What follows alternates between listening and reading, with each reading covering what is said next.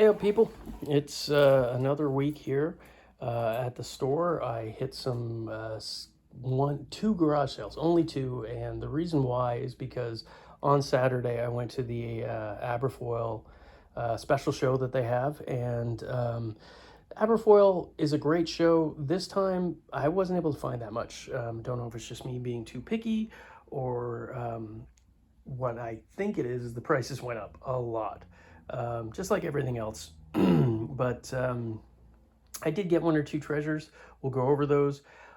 I hit two garage sales. One I got nothing at, and one for my personal collection. I had a banner score, and I'll show you some of those. And I also managed to get some vinyl at the Value Village, which I know I complain all the time. You don't find that stuff anymore, but I did. So let's get on with it. First thing is these lamps right here. It's the only bargain that I really got, I think, at Aberfoyle. And I think the reason why is because they were pretty beat up. But they're great 1950s table lamps. The original fiberglass shades with that matching motif on there that comes off of the wood. Now the wood needs to be repainted. Obviously, the metal needs to be polished. The cords are cut, so they need to be rewired.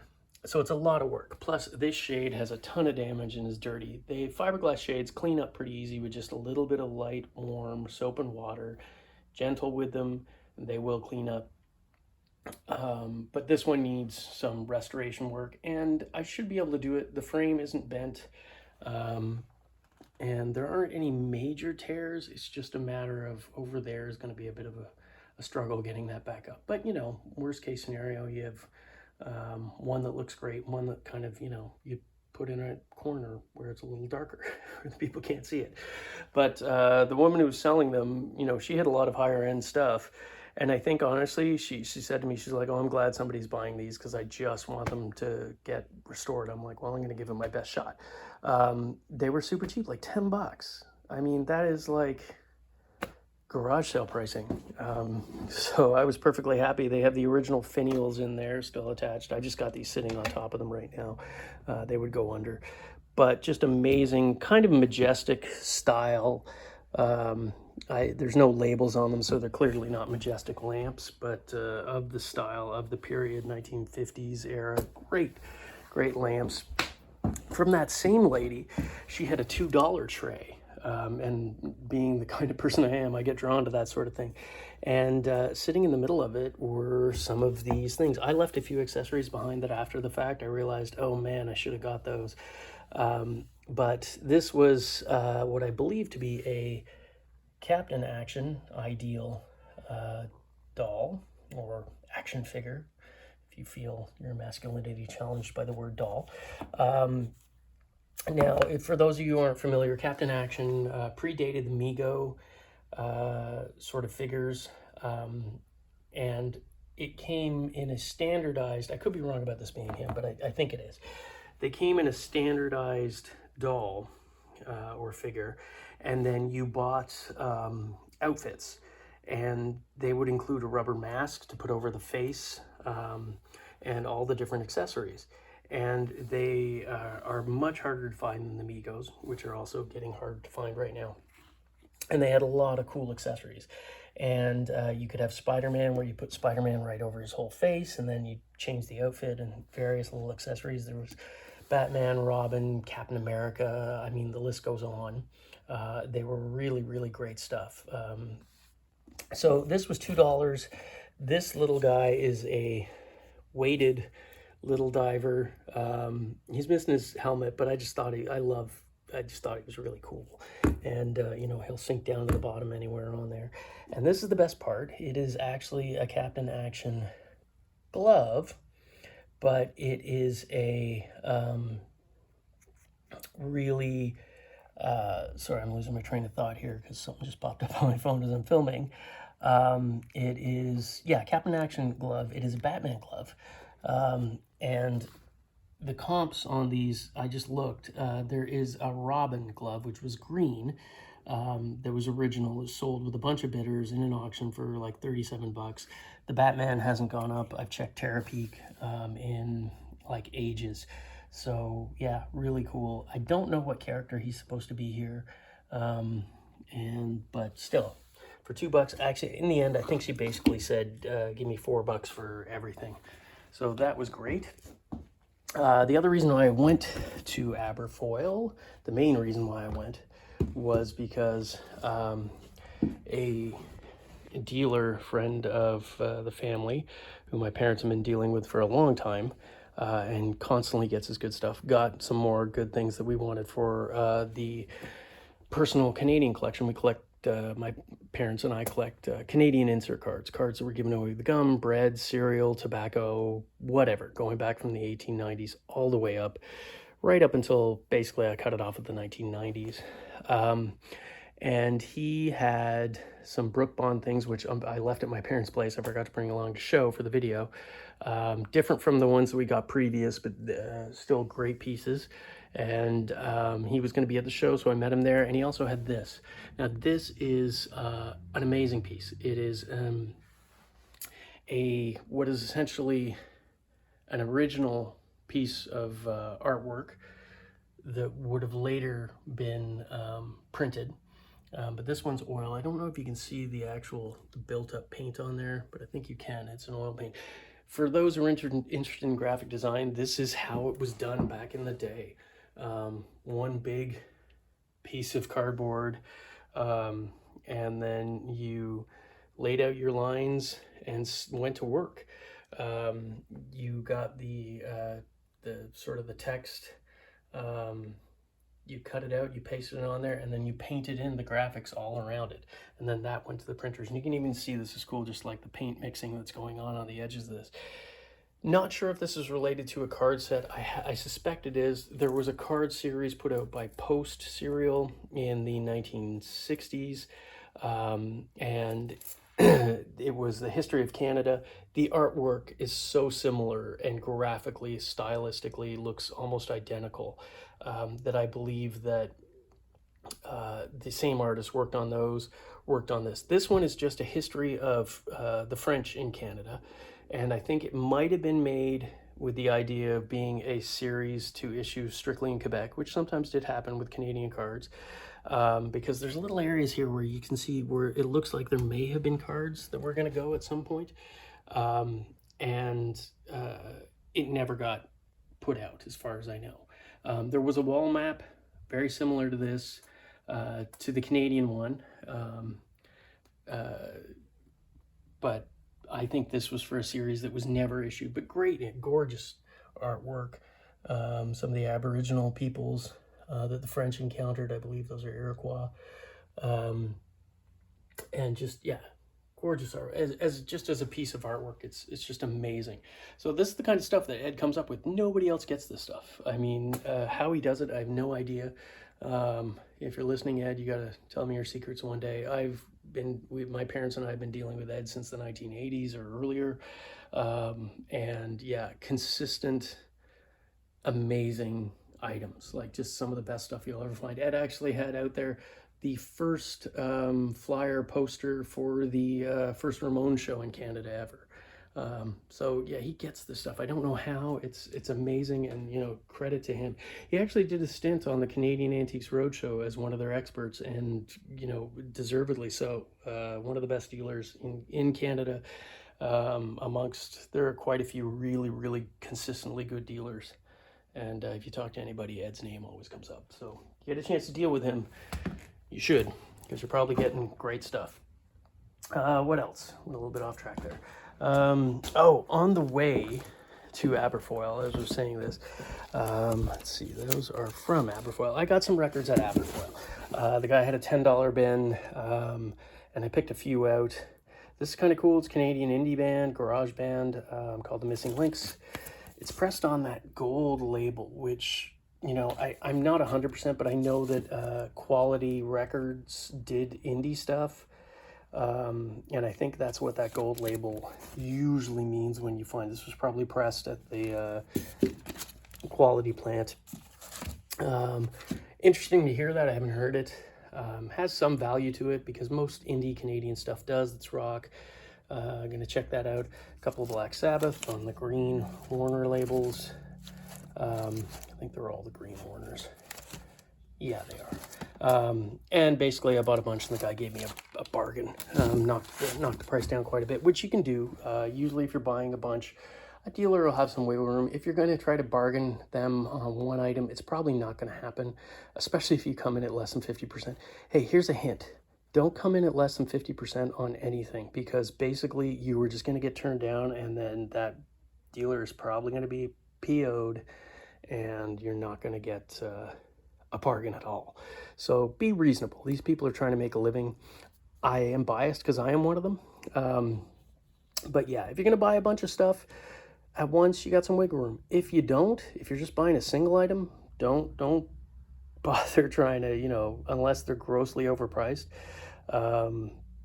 Just walk away. If don't try to get them to drop their prices if you're buying a single item. That's just, you know, I don't know, to me, offside. But anyways, here we go. I picked this up at the Value Village. I'm losing track of my timeline for the week here. But this, yeah, I picked up at the Value Village during the week. It's a Rheostatics plaque mount poster with Ron Sexsmith's opening. For those, my American friends who may not know, the Rheostatics is an incredible Canadian band. You might be more familiar with Ron Sexsmith. I know that he has some success down in the States. I know the Rheostatics play down in the States as well, but they're an incredible band. Should check them out any chance you get. Great graphics on this. It was a concert for Amnesty International, and yeah, plaque mount thing, and it was like $7. I mean, come on, you want wall art? Here you go. And it was only $7. So probably again something I will just keep myself because I'm a hoarder. But the best part for me was on the way up there, like I said, hit 2 garage sales. One, I got skunked at. There was nothing at it. It was just baby clothes, and you know. But the next one, I went there. A small box of records. Looked like it was virtually empty by the time I got there. I got there a little later. But the Smith records were in there. Now, these aren't garage sale prices. I got them, I'll tell you, $15 a piece, which is just, for a collector, that's a bargain price. You can't get a Smith's record for, you know, I think under $40 anymore. You know, most stores have them at that at retail, sometimes a little less, sometimes more. But yeah, that's about your average. So to get these for 15, they're all Canadian pressings. Queen is Dead. I think that's a Boyd, Thorn in His Side single. For Smiths, Hatful. Oh yeah, Catherine Wheel. This was a UK pressing, which is kind of nice on Fontana there. I love Catherine Wheel. Strange Ways, Meat is a Murder, and then Wire, which again, another amazing band. This actually turned out to be UK pressing. I talked to the guy. Basically, he was selling off his doubles. Apparently, I missed quite a few records that he had there, so bit unfortunate. But what I did do is leave my number with him, and you know, he said he would give me a call if he was going to be having another sale or selling those things off. You know, we chatted into the same music, so hopefully I can get some more stuff. For those who are hoping these are going out into the store, they're not. They're going into my collection. I'm sorry again for that. But yeah, for me, that was a great find. Another interesting find from Aberfoyle along the same kind of lines was these boxes. Back when CDs first came out at the beginning of the 1980s, the transition period between vinyl and CDs, the record stores didn't want or didn't bring in custom racks for the CDs because I think they probably weren't sure what was going on with that at the beginning. So what happened is they kept the same deep bins that vinyl were in, and the record companies, to solve this, created these long boxes. Some of them were plastic, most of them were cardboard like this. The CDs fit in the top half and the bottom was basically empty. And then, yeah, you could flip through them in those racks, so the record stores didn't have to convert right away at the big capital expense of getting new racks built. Great thing about these is the artwork. It's album size in terms of height. Sometimes there's slight variations, like this one, Strange Ways, instead of the single face, there's 4.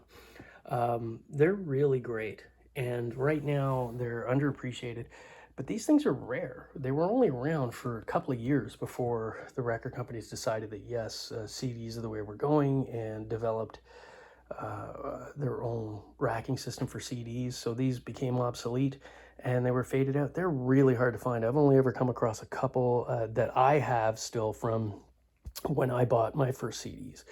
And to find a bunch of these, again, another person who has had similar taste to me growing up, Pixies, Smiths, Twin Peaks soundtrack, and Lightning Seeds. Great stuff. I recommend anybody buying these. I don't think I paid more than $2 a piece for these because I think they do have a future in terms of collectability. And in the meantime, you can just put them on your shelf or hang them on your wall and they look awesome while you're waiting for them to turn into bank. I don't know if that's going to happen, but you know.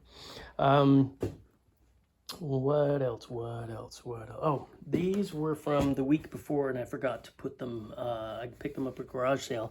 It's kind of the timing on it's kind of good because well, I should have had them listed already. But these are all Canadian Open bag tags and passes.